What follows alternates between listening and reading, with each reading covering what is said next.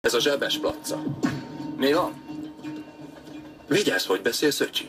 A tag fél tucat kölyköt rabolt el Alabamában, akiket megerőszakolt és megölt, nem feltétlenül ebben a sorrendben. És van ennek a zsebesnek rendes neve is? Ez a rendes nevem.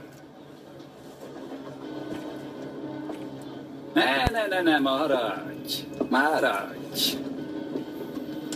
Szóval te vagy az új fiú, akiről itt annyifélét csiripelnek. Scofield. Szó mi szó, tényleg csinos kisgyék vagy. Szemre való.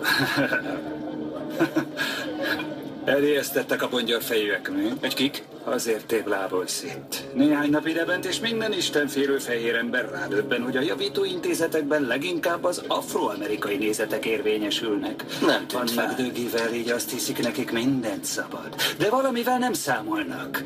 Vigyázz! Hamarosan elveszük tőlük az ostort.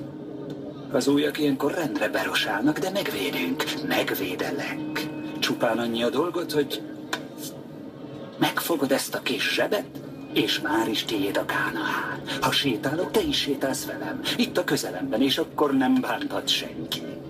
Úgy látom, már van barátnőd.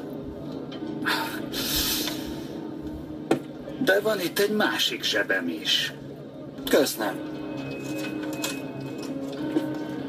Ha én nem pesztrállak, a fekák úgy felfalnak, mint egy babkonzervet. Mondom, nem. Akkor meg húzz el. Most. És ha még egyszer itt látom a pofád, nem úszod meg egy kis szópárbajjal. Ugye vágod?